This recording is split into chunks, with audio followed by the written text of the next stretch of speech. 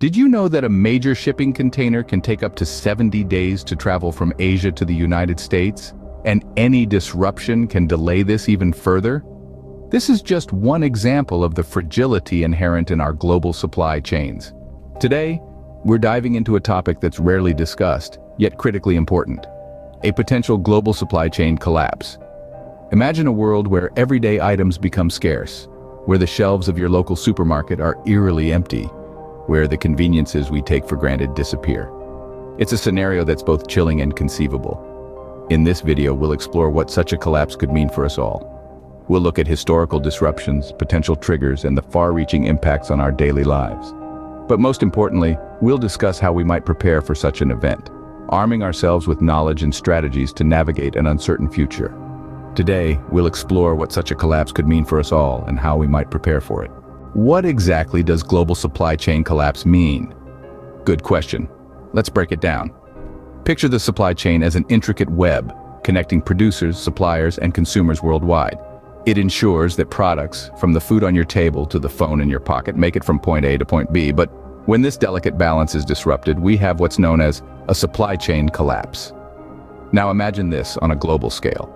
A global supply chain collapse is when these disruptions occur simultaneously across multiple sectors and regions.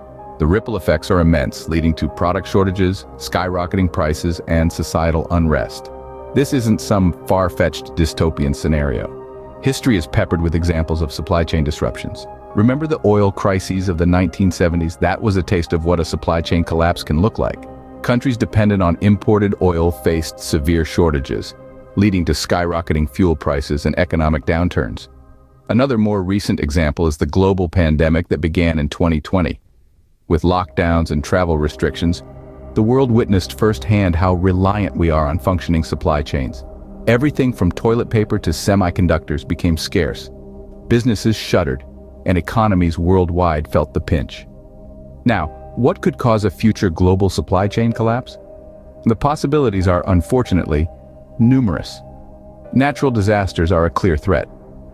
Earthquakes, hurricanes, or even a particularly harsh winter can disrupt supply chains, and their effects can be felt far from the disaster zone. For instance, a drought in a major grain-producing region can lead to food shortages and price hikes worldwide. Geopolitical tensions can also play a role. Trade wars, sanctions, and military conflicts can all disrupt supply chains. If a major shipping route becomes a war zone or a crucial manufacturing hub is sanctioned, the effects ripple outwards, affecting everything from car manufacturing to smartphone production. Economic crises are another potential trigger.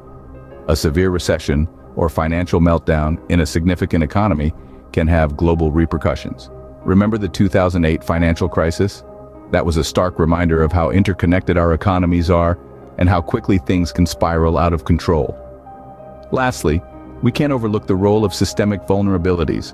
Our supply chains have been fine-tuned for efficiency and cost-effectiveness, often at the expense of resilience. This just-in-time approach leaves little room for error. One weak link can cause the entire chain to unravel.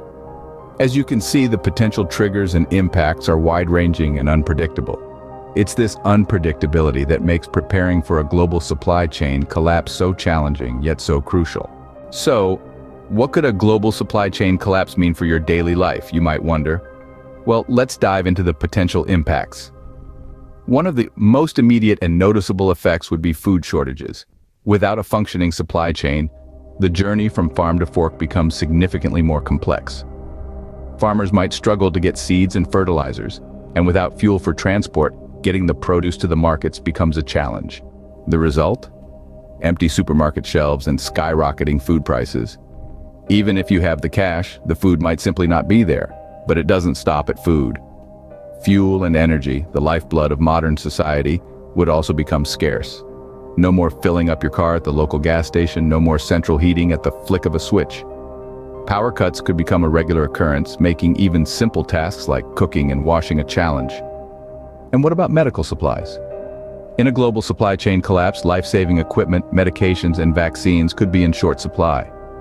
Hospitals might run out of essential items, from surgical gloves to antibiotics. And if you rely on a regular prescription, you might find it impossible to fill. Lastly, Let's not forget about everyday consumer goods. Things we take for granted like toilet paper, toothpaste, and clothes could become scarce. The latest gadgets and gizmos, forget about it. Even basic household items could become luxury goods. These potential impacts underscore the importance of preparedness. It's not about living in fear, but about being ready for whatever comes our way. In the next scene, we'll be diving into some practical strategies for prepping, so don't go away. So how can we prepare for a potential global supply chain collapse? This is the question we're going to tackle now. We've learned that such a collapse could dramatically disrupt our daily lives. Let's discuss some strategies that could give you a fighting chance when the chips are down. First off, stockpiling essentials is a tried and true prepping strategy. Think about the things you use every single day. What would happen if they suddenly became unavailable? The key is to focus on long-term storage items.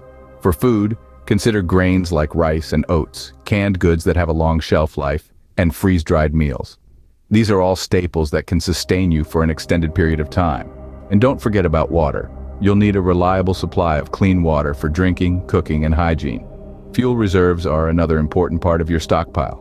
Propane and wood can be stored for a long time and can be used for cooking, heating, and potentially even transportation. Solar chargers can keep your devices powered up when the grid goes down. Medical supplies could be a lifeline in a crisis. Basic over-the-counter medications, first aid kits, and any prescription medications you rely on should be part of your stockpile. Remember, in a supply chain collapse, pharmacies may not be able to restock these items. Next, let's talk about self-sufficiency skills. These are the skills that can help you survive and thrive, even if the supply chains we rely on fall apart. Gardening and preserving your own food can provide a renewable source of nutrition. It's a skill that our ancestors relied on, and it could come back into a critical importance in a crisis. Remember, even a small garden can produce a surprising amount of food. Learning to produce your own fuel can also provide a level of independence from the grid.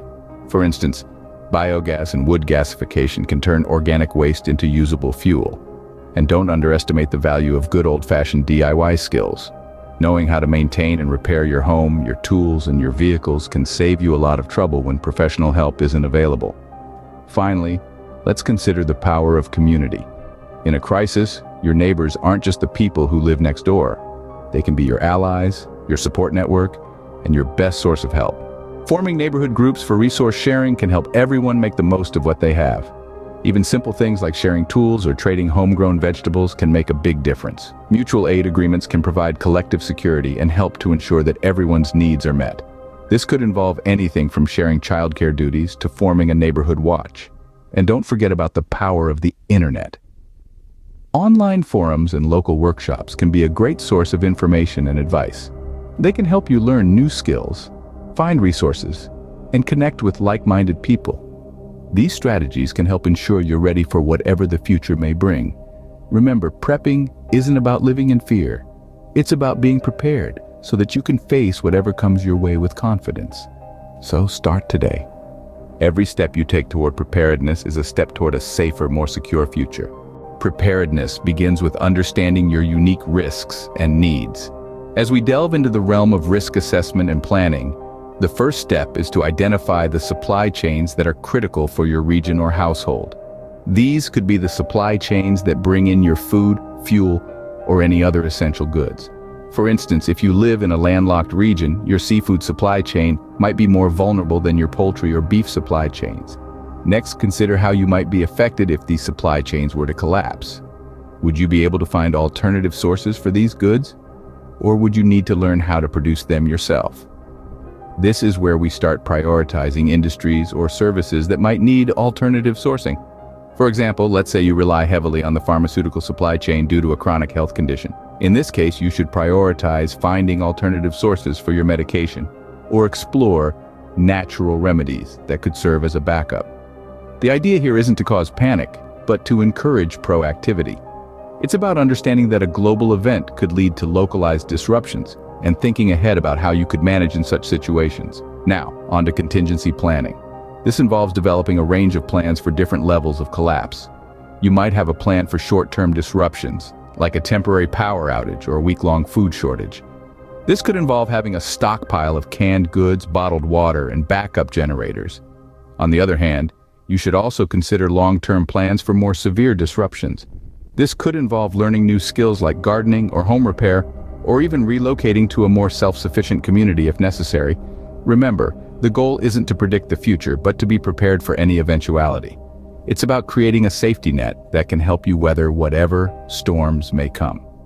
By understanding your risks and planning accordingly, you can better navigate any disruptions that come your way. There's a wealth of resources available to help you prepare. Let's start with what you should consider stockpiling. Essentials like non-perishable food items, grains, canned goods, and freeze-dried meals should be at the top of your list. Also, think about fuel reserves such as propane and wood, and don't forget water purification methods. For further learning, there are some great books out there. The Prepper's Blueprint by Tess Pennington is a comprehensive guide covering every aspect of disaster preparedness. Websites like The Organic Prepper and The Survivalist blog offer practical advice and community support. Forums can be a goldmine of information too. Check out survivalist boards and prepper forums where you can interact with people who are on the same journey, share experiences, and learn from each other. Remember, knowledge is power when it comes to preparedness. We've covered a lot of ground today. We delved into the intricate web of global supply chains, exploring how their potential collapse could impact our daily lives. From food shortages and fuel scarcity to the disruption of essential medical supplies, it's clear that the ripple effects could be widespread and profound. We also discussed some practical strategies for preparing for such scenarios. Remember, it's all about starting small. Begin by stockpiling essential items, then gradually build your self-sufficiency skills. Growing your own food, learning to generate alternative fuels, and mastering DIY maintenance can be empowering steps towards resilience. And let's not forget the power of community. Building networks of mutual aid and resource sharing can multiply our individual strengths and capabilities. In this unpredictable world, gaining these prepping skills is not just about surviving a potential supply chain collapse. It's about thriving regardless of the challenges that come our way. Thanks for watching. Stay prepared, and we'll see you in the next video.